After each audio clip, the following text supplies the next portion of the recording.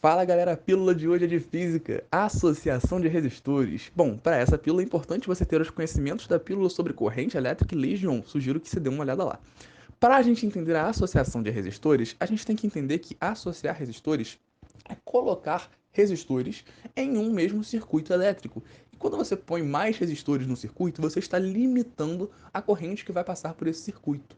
Isso pode se dar de duas maneiras diferentes. No caso, três, mas duas principais: série e paralelo.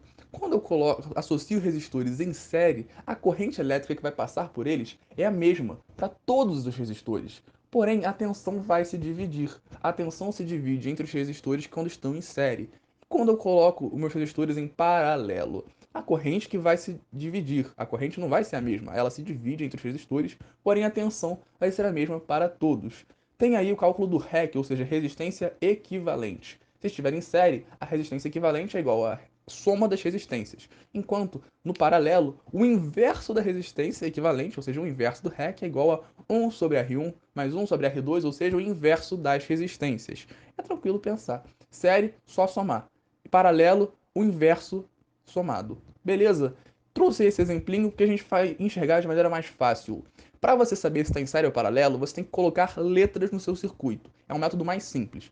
Se eu tiver alguma resistência, eu coloco uma letra. Se eu não tiver resistência, eu não coloco nada. No caso, você percebe que entre A e C você tem o mesmo par de letras para duas resistências. Como eu tenho o mesmo par de letras em duas resistências, o que que acontece? O que que isso quer dizer?